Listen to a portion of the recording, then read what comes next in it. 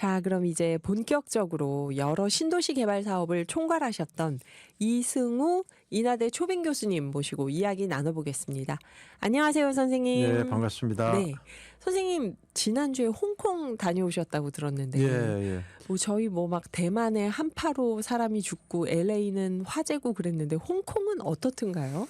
지금 동남아시아 쪽은 저는 홍콩도 그렇게 좀 평상시보다 기온이 좀 낮아져서 좀 좋았다고. 라오스 같은 그런 쪽에는 저온이 돼가지고 네. 뭐 이렇게 사람이 뭐 돌아가시기도 하고 또 그런 아무래도 열대 지방은 또 저온으로다 보고 네. 이런 기상 이후 변화 이런 부분들이 이제 지구촌 곳곳에서 일어나고 있는 것 같아요. 네.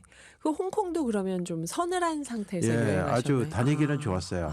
우리 저 석박사 그 학생들하고 네. 도시 탐방을 갔는데 홍콩에 많이 이렇게 걸어 다녀도 뭐 땀이 안 나니까 아주 탐방하기는 아주 좋은 날씨였습니다. 그러게요. 이게 뭐 좋은 점이 있으면은 또 이렇게 재해가 있었으면 또 이런 혜택을 보는 사람들이 함께 있는 법인데 서늘한 날씨여서 관광객들한테는 오히려 좋았다.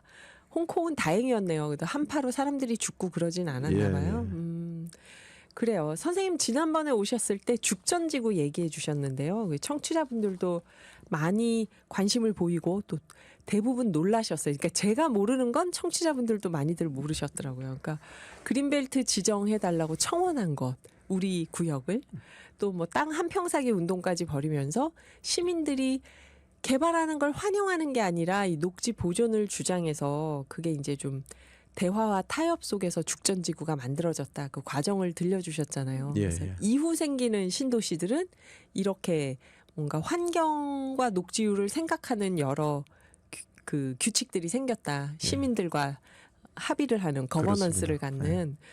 근데 지난번에 이제 마무리 때 90년대 신도시 열풍을 불러온 일개 신도시 얘기를 하겠다. 그렇게 말씀을 해주셨는데요. 오늘 어떤 신도시 얘기를 해주실 계획인가요? 오늘은 그 신도시 중에 이제 첫 번째 일어났던 일기 신도시 중에서 가장 규모가 큰 것이 이제 분당 일산인데 네. 분당에 대해서는 뭐 많은 그 이슈가 되어 있어서 사람들이 많이 알고 있을 겁니다. 근데 일산 같은 시기에 건설 때는 일산 신도시는 상대적으로 조금 회자가 좀 덜 됐어요. 네. 근데 마침 제가 91년도부터 95년도까지 일산에서 일을 했습니다. 신도시 건설에. 네. 그래서 오늘은 일산 신도시에 대한 탄생서부터 건설 과정에 대한 얘기를 한번 해볼까 합니다. 네, 탄생부터 건설 과정까지 일산 신도시에 대한 이야기를 해보려고 하는데요.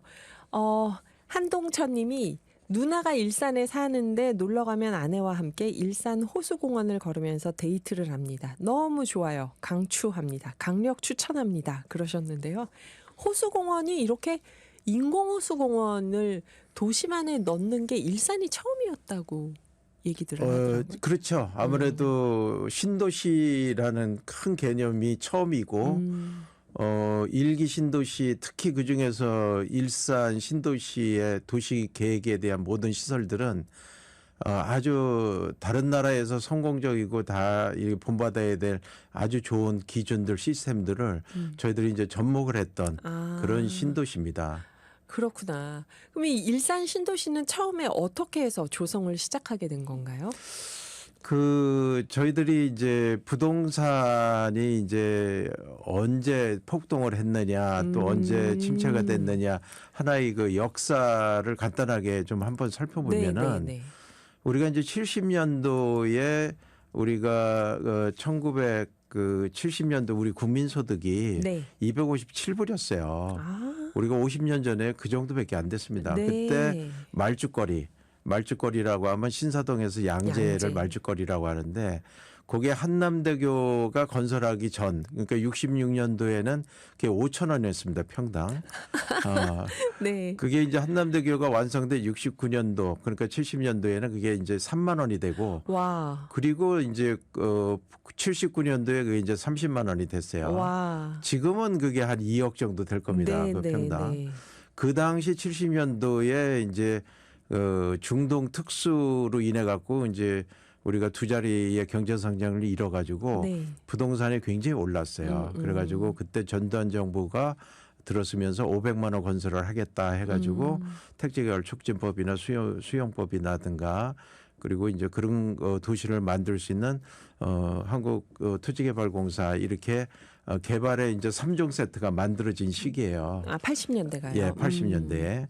그리고 나서 이제 85년도 일본에 이제 너무 흑자가 많이 나니까 네. 미국에서 이제 프라자 합의를 해갖고 한 250, 달러당 250엔을 한 150엔까지 이제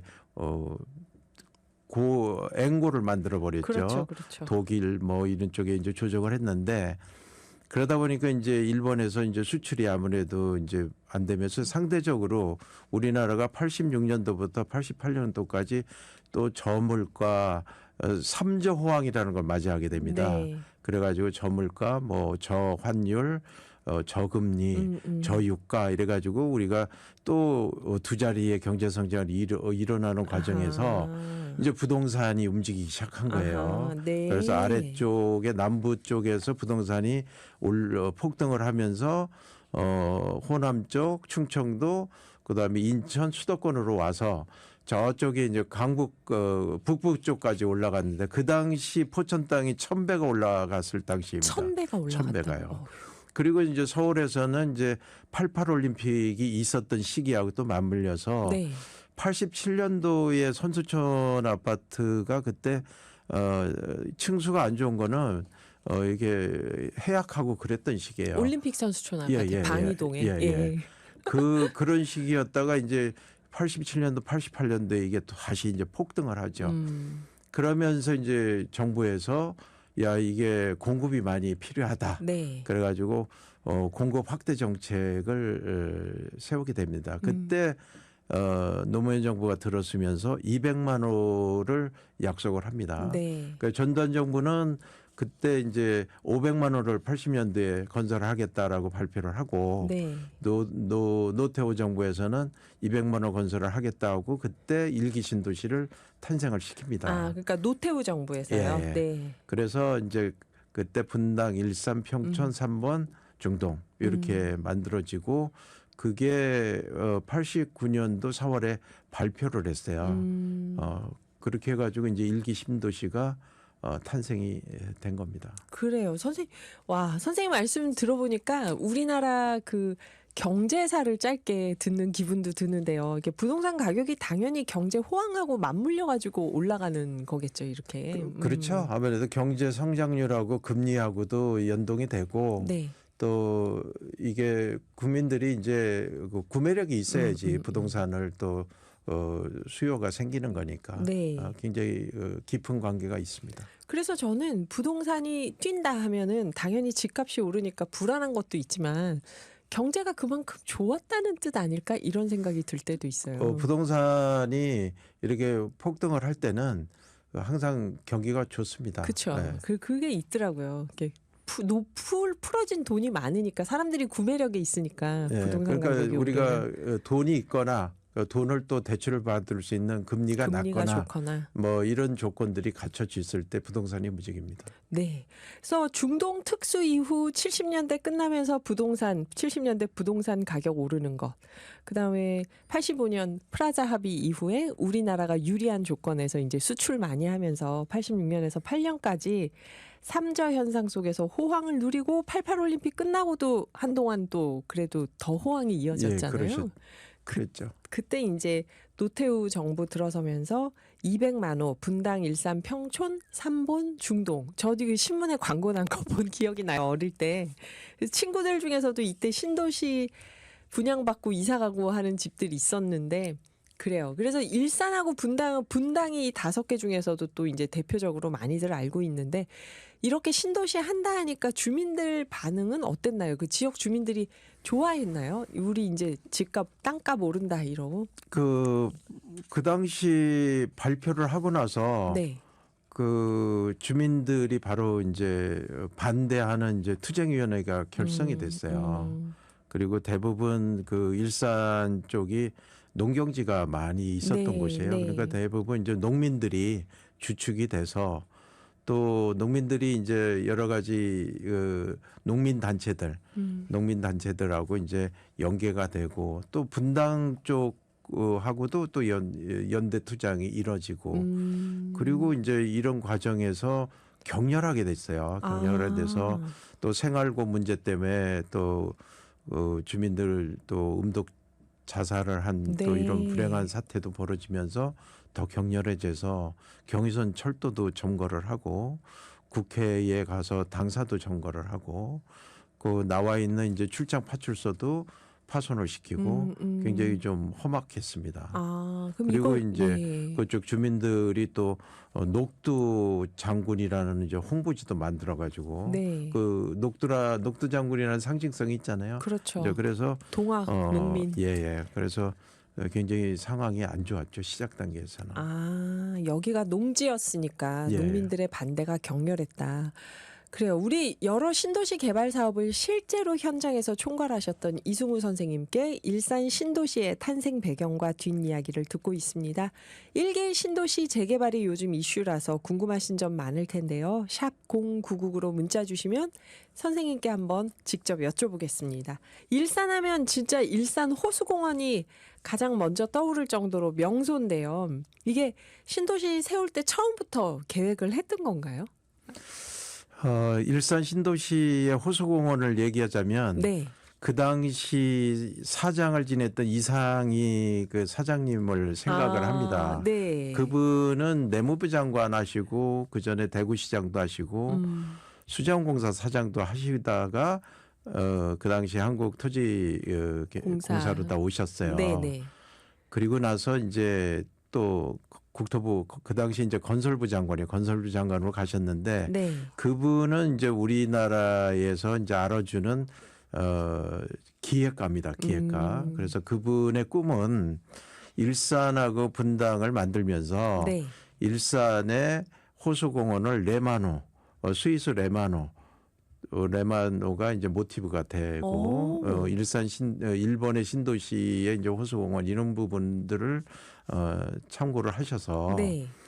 30만 평의 호수공원을 만들고 수중 용공을 만들겠다는 생각을 가지셨어요. 거기 용궁까지 만들면 더 좋았을 텐데. 용공을 만들겠다는 그 생각을 가지고 계셨고 분당도 마찬가지. 분당 건너편에 이제 그 율동공원에 호수공원이 있는데 네. 그것도 탄천하고 연결해서 배가 다니도록 그런 계획을 원래 하셨어요. 네. 그러다가 이제 그게 용궁까지는 못 만들고 호수공원을 만들었는데 네. 그분이 이제 끝내 아쉬워했죠. 아. 자기가 생각했던 거에 반도 안 됐다 했는데 지금도 대단하지만 그분의 그런 그 기획력이나 그 창의성은 그 나이가 드셨지만은 전설적인 분이십니다. 아하. 그 후에 국토부 건설부 장관 하시고 나오셔도 은퇴하고도 그 꽃나무에 대한 책을 많이 쓰시고 네. 좀 우리나라의 정말 인재시죠. 그분이 훌륭한 그 기획을 했던 하나의 사례죠. 네, 이상희 사장님이요. 한번 책도 찾아봐야겠네요. 근데 전 일산 호수공원 처음 만들어졌을 때 우리나라에 그렇게 넓은 호수공원이 사람들이 모여 사는 동네에 있어 본 적이 없었잖아요. 처음이었잖아요. 예. 근데 거기 용궁까지 있었으면 진짜 사람들이 놀랐을 것 같아요. 정말 아깝네요. 용궁이 없는 게. 그래요. 아까 또 일산 신도시 처음 만들 때 어떤 분위기였냐 하니까 농민들의 반대가 많이 있었다 하셨는데요. 그래도 거기가 널찍한 평야라서 신도시가 들어서기에는 좋은 여건이라 거기 시작하셨던 거 아닌가요? 아무래도 이 평지이기 때문에 네. 일하기는 좋았죠. 근데 이제 주민들은 이제 농사를 짓던 부분은 이 생존권을 뺏는 거잖아요. 네. 그러니까 오히려 더 격렬하죠. 생존권에 대한 문제가 있기 때문에. 그래서 저희들이 이제 보상 협의를 할 때 그런 이제 생활 대책이나 이런 부분들에 대해서 협의를 잘 했어요.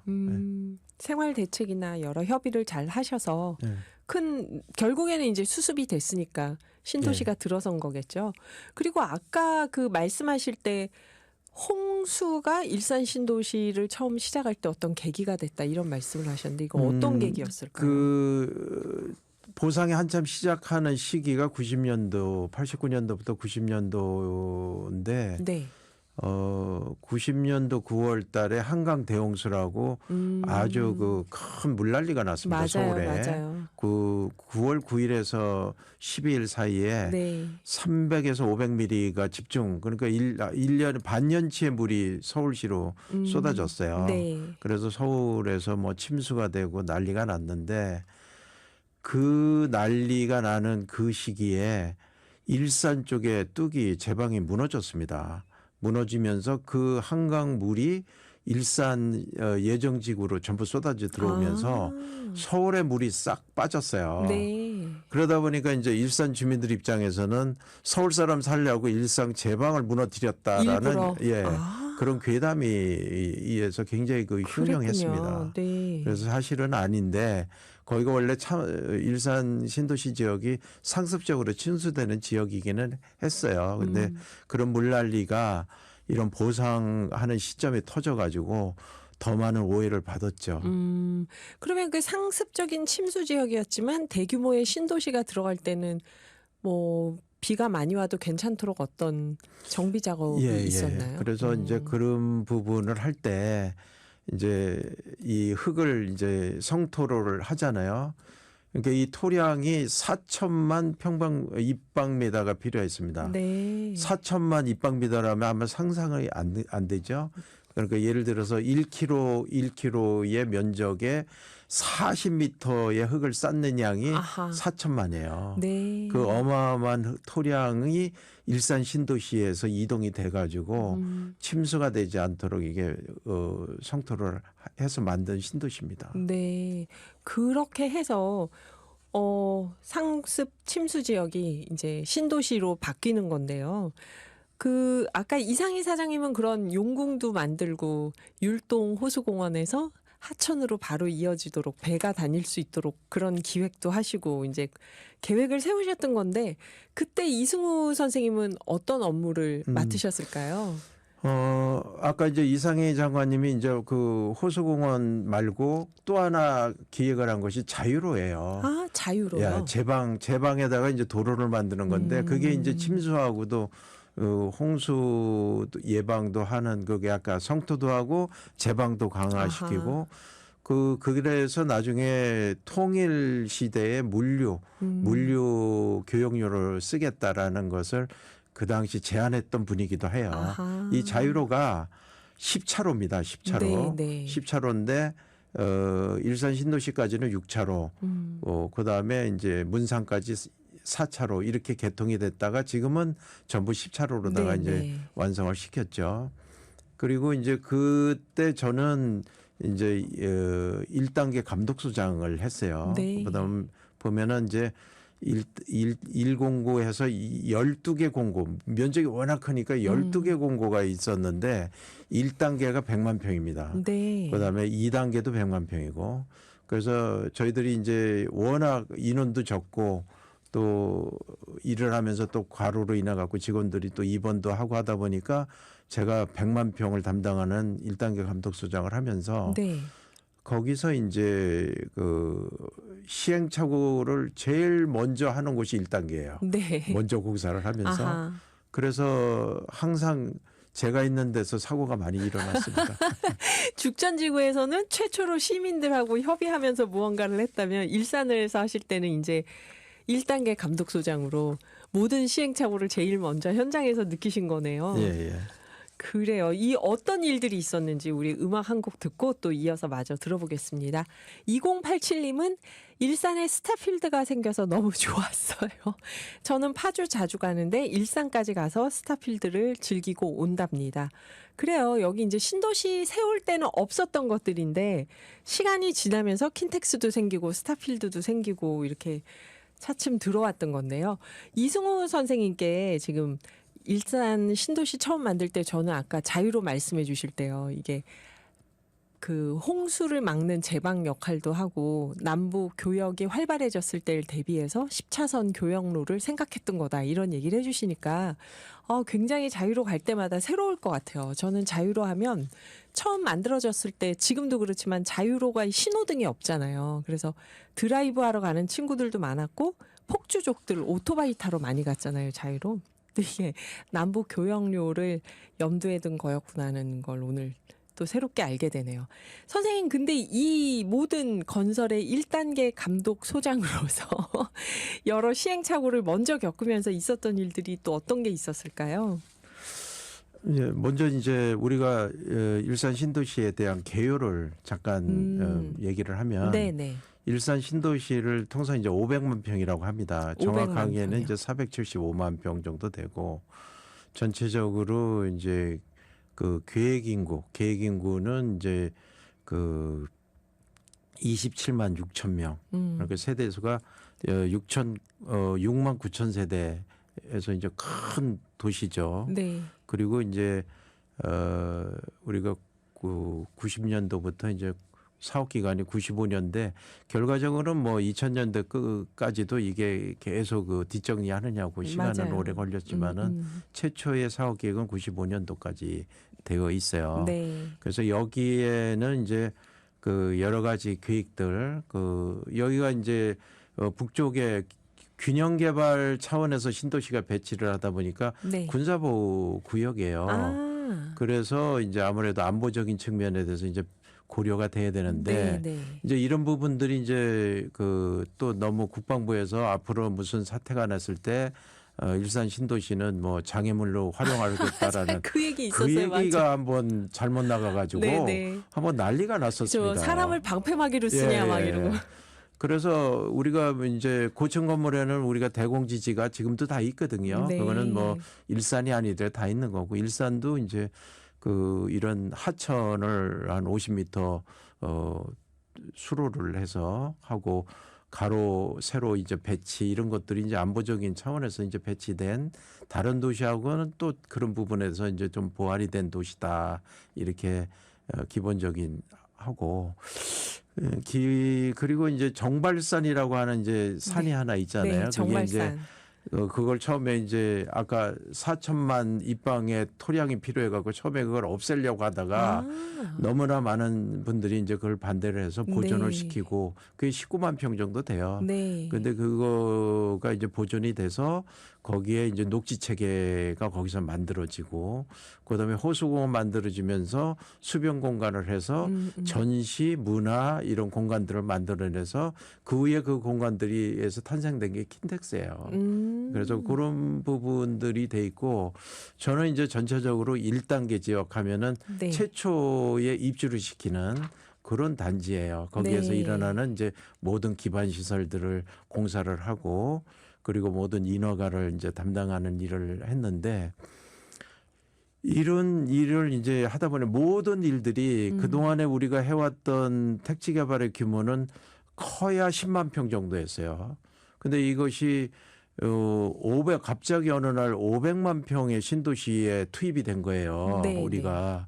그러니까 경험한 분은 아무도 없어요. 더군다나 이제 분당도 있죠. 일산도 있지. 그다음에 평촌, 중동. 그 3부는 그 당시 이제 주택공사에서 이제 맡은 거. 4개 신도시를 이제 맡다 보니까 사람이 없습니다. 그러니까 1단계 감독을 하면서 1단계에 일어나는 전기, 통신, 조경 네. 일어나는 모든 공정의 감독을 다 맡게 되다 보니까 감독의 명령이 10개가 넘어요. 그러니까 사실 불가능하지만 할 수가 없었던. 그러니까 다들 정말 고생들이 너무 많았어요. 일은 많고 그다음에 입주 시기는 정해져 있고 인력은 부족하고. 그러다 보니까 거기에서 급하게 공사를 하면서 처음 해보는 거고 하다 보니까 시행착오가 많이 있었죠. 그때 지금 얼핏 떠오르는 게 막 바닷물 모래를 섞어서 부실 공사다 이런 얘기도 있었잖아요. 예. 그거는 어떤 거였을까요? 그래서 이제 그때 가장 이제 문제를 많이 삼았던 부분이 이제 환경 문제예요. 네. 이제 우리가 이제 또 환경을 다루는 프로니까 이 녹지 훼손이나 이 모든 신도시 건설에서 환경을 훼손하는 문제 때문에 모든 환경단체하고 언론들이 이제 비난이 쏟아졌죠. 오직하면 나중에 서울시에 뭐 산소가 부족해진다는 소리까지. 주변에 일산 신도시를 만드니까. 네. 분당도 있죠. 네, 네. 주변에. 그런 얘기할 정도로 환경에 대한 심각한 비판이 있었고, 그다음에 우리가 신도시의 건설 사업비가 네. 2조 6천억 정도 돼요. 네. 근데 그거를 우리가 검단 신도시가 330만 평에 12조 정도 들어가는 돈을 환산을 하면 20조 정도 되는 돈이었습니다. 2조 6천억이. 2조 6천억 중에 이제 건설 2조 6천억이 5개 신도시를 만들게 되면 아하. 그렇게 되면은 거기서 한 10조가 넘죠. 네. 거기다가 건축까지 들어가면 이 기반 시설에 들어간 10조에 3배에서 5배 돈이 더 들어가요. 네. 그러면 30조. 그러니까 그 당시 50조, 30조, 40조 정도 신도시에 들어가는 경제력 집중이 되다 보니까 이 인건비 파동이 일어났어요. 인건비가 보통이면 12,000원에서 바로 5만 원이 되고 네. 그다음에 자재가 없어요. 그러니까 자재 파동이 일어났습니다. 여기저기서 공사를 많이 예, 하니까. 공사가 그렇게 되나? 많으니까. 그러니까 이제 중국산 자재가 들어오는 시점이 그 시점이에요. 그리고 나서 모래도 없습니다. 네. 모래가 강사로 쓰는데 모래가 없으니까 이제 할 수 없이 이제 바다 모래를 세척을 해서 써야 되는데 네. 세척을 제대로 안 하다가 쓰다가 이게 이제 분당에서 사건이 터져버렸어요. 네. 분당에서 해사를 써가지고 올리는 것이 이제 점검에서 걸려가지고 그 당시 뭐 분당 신도시의 아파트가 무너진다는 소리까지 네. 괴담이 일어날 정도로 그렇게 그 부실 공사에 대한 문제가 많이 일어났죠. 그리고 모든 시설이 지하 매설물로다가 하다 보니까 전기구 뭐 이런 뭐 통신이고 이런 것들이 그동안 다 지상에 있다가 다 지하로다가 들어가는 그런 공사를 하다 보니까 공사에 대해서 시행착오가 정말 많았다. 지금도 말을 못할 수 있는 그런 사건들이 그 많이 정도로요. 있어요. 그리고 너무나 또 많은 분들이 죽었습니다. 신도시 건설하면서. 네, 사고로. 지금 사고로 안전사고, 교통사고로 정말 많은 분이 돌아가셨어요. 제가 있었던 1단계 지역에서만 그 당시 17명이 유명을 달리할 정도로. 네. 그러니까 일기 신도시 때 특히 그런 쪽에서는 정말 피와 땀과 노력뿐이 아니라 피도 그 신도시에 바쳐졌습니다. 그래서 끝나고 나서 위령탑이라도 사실 우리가 세웠어야 되는데 그런 네. 부분이 좀 아쉽죠. 네. 지금도 그 뭔가 추모식이나 행사 같은 걸 모이고 계신가요? 그렇게는 뭐 저희들이 공식적인 행사는 없고요. 네. 그 당시 워낙 많은 고생을 했던 동료, 선배, 후배들은 아직도 모입니다. 모여서 워낙 고생들을 많이 하고 많은 일을 하다 보니까 뭐 아침 새벽에 6시에 나와서 퇴근도 없이 일을 네. 하고 또 많은 사건 사고로다가 힘들었고 그랬는데 다들 전문가들이 돼서 아직까지 살아 있는데 오늘 이런 방송을 통해서 그분들에 대해서 정말 그분들의 헌신과 그 희생에 대해서 정말 감사를 또 드리고 또 이 자리를 빌어서 큰 박수를 보냅니다. 네. 인사드리고요. 어떤 끈끈한 전우회 이런 느낌도 드는데요. 정말 지금은 그때 일기 신도시에서 함께 하셨던 분들이 이 분야에서 전문가들이 되셨을 것 같은데 이제 그 다음에는 또 어떤 도시를 얘기해 주실 예정인가요? 다음에는 동탄 신도시를 한번 얘기를 해보려고 합니다. 동탄이요. 예. 네, 동탄도 흥미롭죠. 저희 궁금한 게 많죠. 오늘 사실 선생님과 그 2030년 입주를 목표로 하고 있는 이제 이 창릉 신도시라고 해야 되나요? 이쪽 3기 신도시라고 예. 봐야겠죠. 이쪽 이야기도 좀 여쭤보려고 했는데 저희가 시간이 부족해서 거기까지는 얘기를 못하고 다음에 동탄에 대해서 선생님께 또 마저 들어보겠습니다. 오늘 이승우 교수님 일산 신도시에서 어떤 일이 있었는지 어떤 과정 기획을 통해서 이 신도시가 만들어졌는지 진짜 어디에서도 들어볼 수 없는 이야기인데요. 이승우 선생님의 이야기를 오늘의 기후에서 들을 수 있어서 저도 참 영광입니다. 선생님 다음에 동탄 이야기도 기대하고요. 감사합니다. 예, 오늘 고맙습니다. 네, 귀한 시간 내주셔서 감사드립니다.